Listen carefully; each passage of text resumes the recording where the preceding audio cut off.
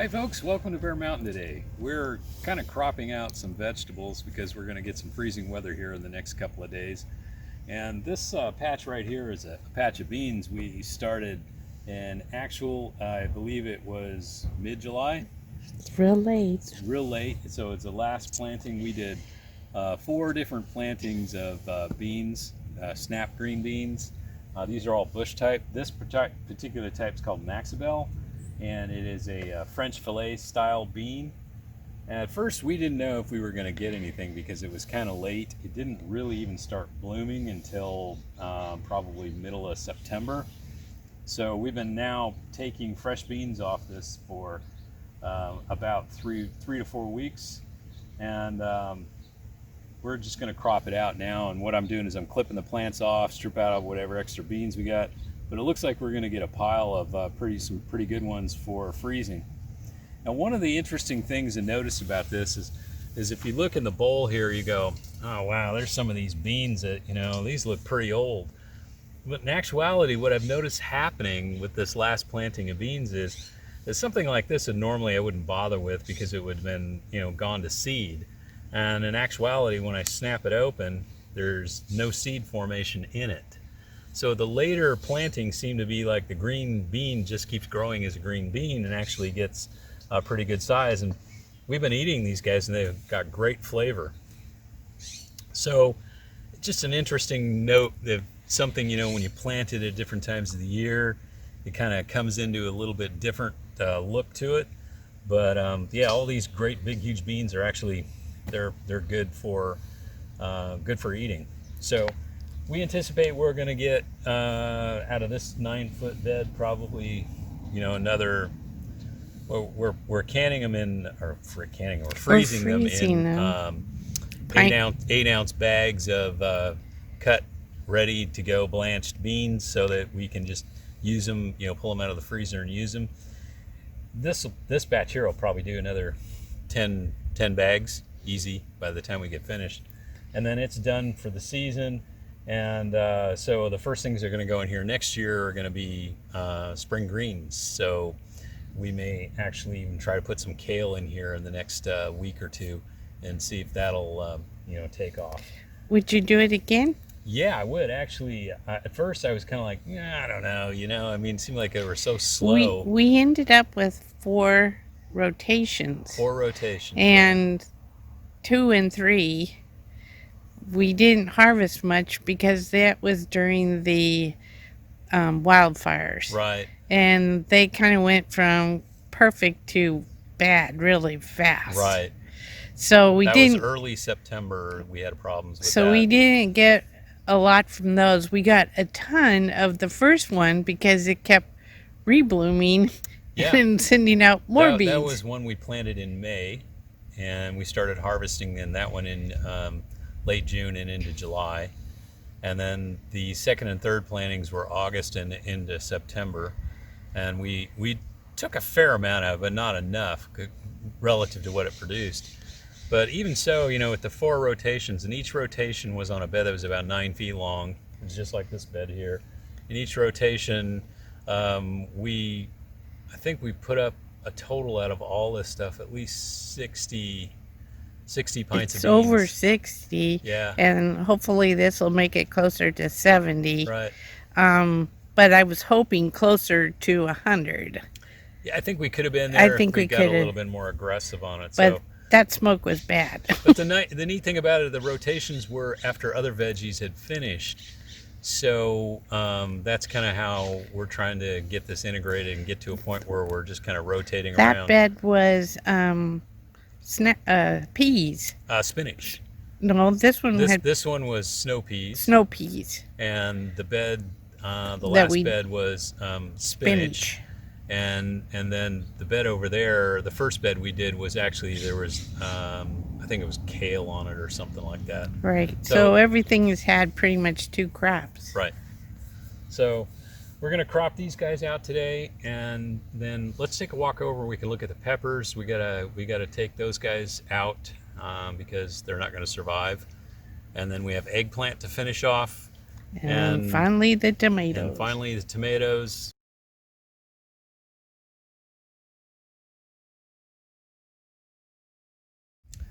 Well, this is our pepper patch.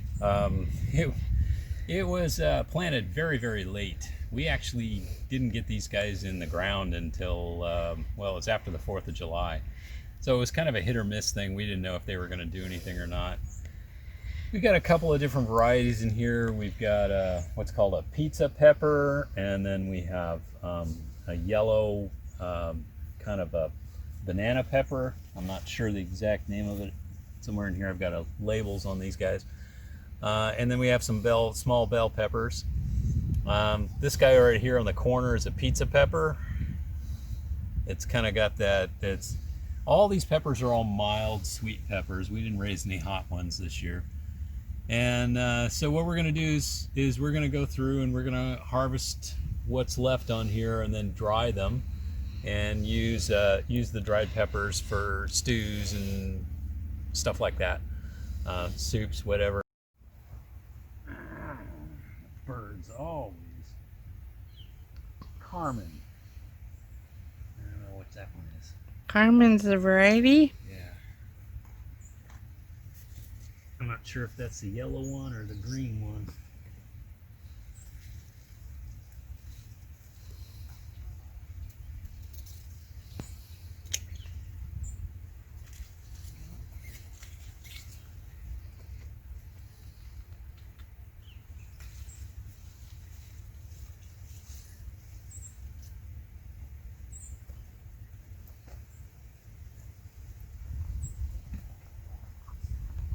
Considering how late this was, it's not bad. You know, and I'm thinking next year if I start these things early enough and I use the K&F solutions, I can get these guys to, my goal is I want tall peppers like that Korean guy's got. Who is that? Young Sang Cho. He Oh. has pepper plants that, you know, he can stand in a pathway of them and they're over his head.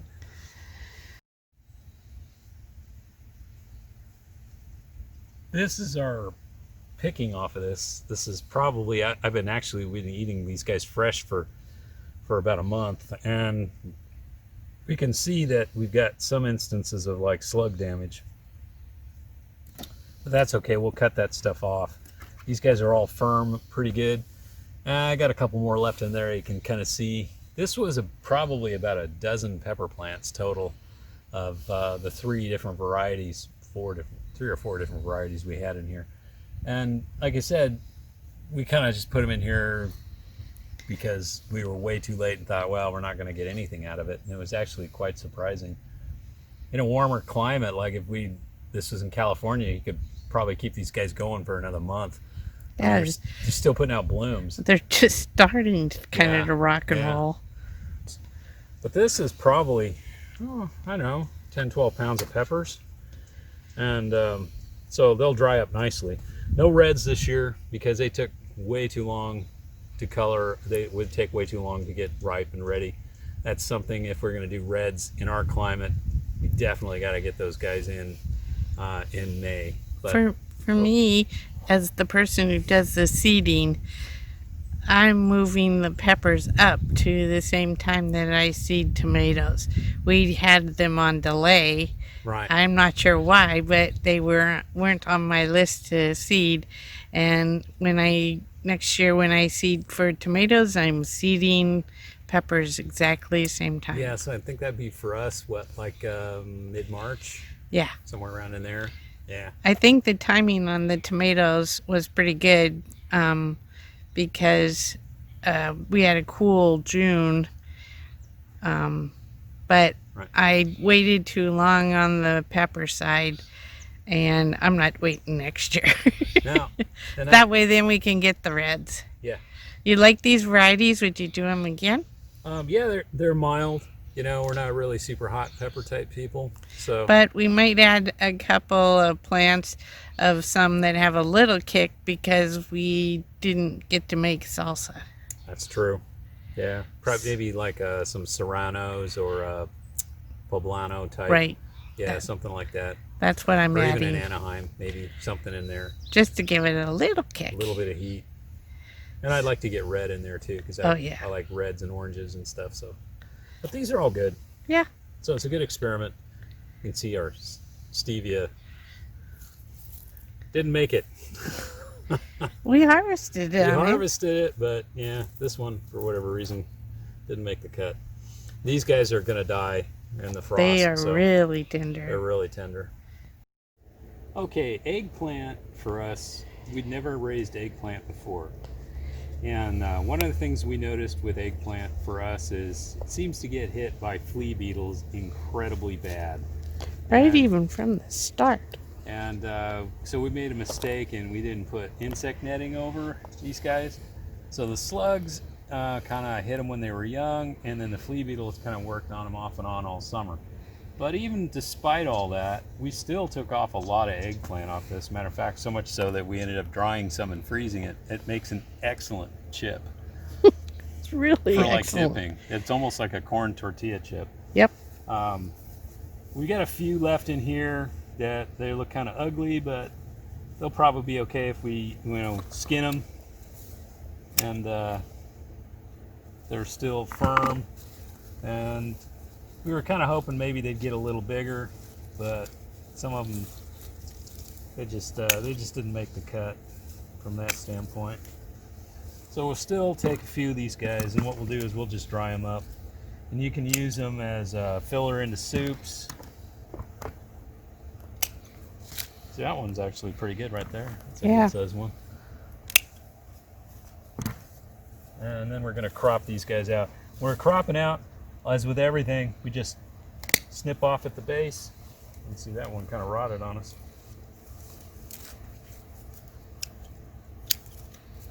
And then we'll put the refuse in the compost pile. And then we're going to come back when we finish and we'll compost over the bed. So we'll probably still pull out about another probably 15 pounds of eggplant out of here, easy enough.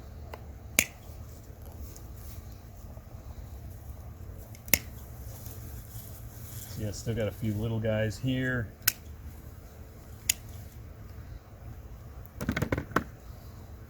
They're just little. Do you That think one that looks too there will be mature? Even that little? Yeah. Should be okay. Would you grow eggplant again? I think I would. Surprisingly, never really, ate much eggplant. But We need to come up with more recipes. Yeah, we do. I'm sure there's quite a few Eggplant out there. parmesan. Well, that gets old. But actually, just We ate most of the chips with no trouble. we had that. And then we're just taking these guys off. If they're firm, we're taking them.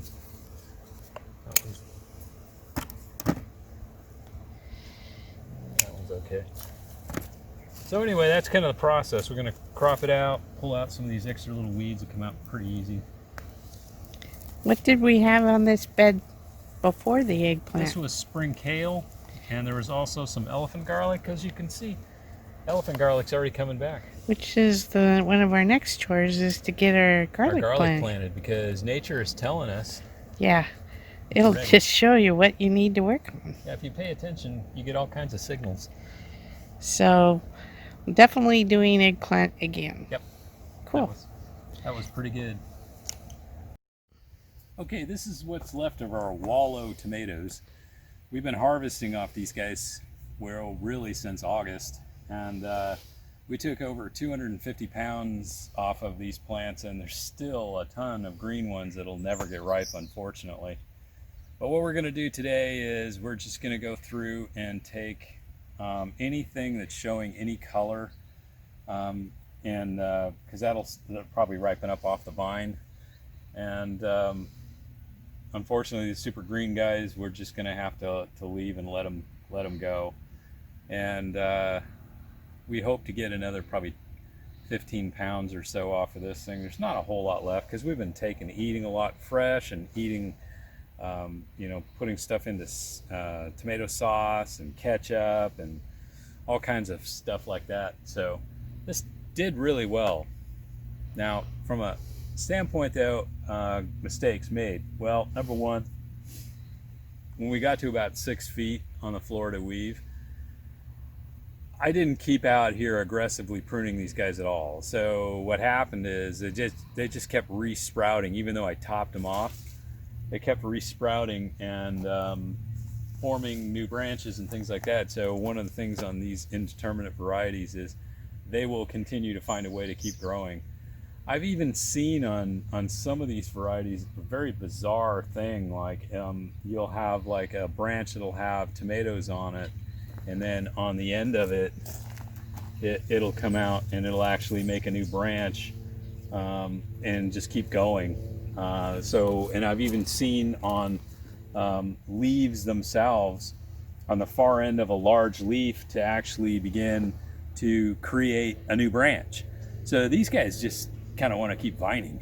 So one of the things about these older varieties is you really got to keep up on them, and that's something that I just didn't keep up with.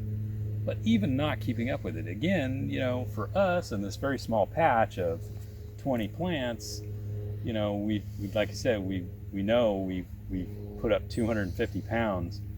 And I suppose if you counted what we've been eating over this, you probably got another 20, 30 pounds on that too. So somewhere in the neighborhood of probably pretty close to 300 pounds of tomatoes off of this group. I think it could have been more though, with better care. The other thing we didn't get much of were the cherry tomatoes, and it was a dark... it's called black cherry. Black cherry was the name. And the plant grew reasonably well, but they didn't seem to produce... I think if we go to cherry tomatoes, we should go to the determinate varieties that produce faster and earlier, and maybe just do like a couple of plantings of those, like an early planting and then a mid-late planting. So because we just didn't really get as much off of that on the cherry tomatoes. But what we did was very tasty. They were tasty, yeah. They're actually kind of big too for a cherry tomato. They were like, like verging on, small apricot size. Yeah. And the other thing, we planted early Moscovich and another one called Nepal, which they were both slicers. I think they both did reasonably well. Not much splitting or end rot on the Nepals, but the early Moscovich seemed to have a splitting problem, not so much a blossom end rot problem. And I think that's a water thing, because when we get into fall, you get rains, you get too much water, and then it just causes problems with the tomato itself. And Amish paste, which is this monster here, produced a lot and didn't really have much disease or any kind of problems, and it was a really nice meaty tomato, meaning there wasn't a lot of juice but a lot of meat. So we used that one for making ketchup. Yeah, and on their prime, these guys were about the size of a good sized peach. I mean, they were big. The Amish paste were big. The one jury's really out on is Speckled Roman. Really disappointed in that one. It got blossom end rot and just general rot. The vines, the plants did reasonably well, but these guys are really sensitive to calcium levels, evidently. I'm going to attribute that to operator error, and that if we juice up the calcium levels on this, that maybe that problem will go away, because the flavor on those guys was fantastic. Oh, yeah. I mean, it was really good old-fashioned tomato-y acid type. That was when they were good. They were made into tomato sauce. Mm-hmm. That sauce is gonna be wonderful in the winter. Yeah, because a mixture of these guys with the Amish paste, and they really made a really good sauce. Right. Nice deep red, really tomatoey. We like the old-fashioned tomatoey flavor. Yeah. So probably gonna grow these guys again. Just I'm not do gonna them grow a as little many different. plants of it, and I'm gonna definitely work on the maintenance, the calcium, and the fertilization thing better. The other thing about this is like I said, is I got to realize that you got to keep coming back, and you got to keep on these guys at least once a week. And if I just walked through once a week and took care of that, I probably would have been okay shape. But I got waylaid on other things. As usual. Yeah. What about growing flowers and lettuce at the base? Um, I think I'm gonna pass on the nasturtiums and try to find something different. The lettuce did okay. We harvested on that, and then it just kind of went away It in the just got heat of the summer. overwhelmed too. Yeah, But and they got overwhelmed, but that's part of the maintenance problem. and the nasturtiums started to climb into the Yeah, to the actually, those are not supposed to be climbing type nasturtiums, but vining they're type. also in way up going up the tomato vines. Yeah, so So left to their own devices, they're pretty creative. yeah. So I'm not sure nasturtiums. It was pretty, Yeah, it was. but But when it got really hot, they burned back. yeah. And so I think nasturtiums for us is something that's a spring thing, and then you should kind of think about maybe cropping it out and putting something else in. Yeah, and maybe bringing them back a little bit in a later for a fall spot of color. Right. I'm thinking the only thing left in here that we're going to maybe worry about is we got some celery plants. I'm going to harvest maybe some of that.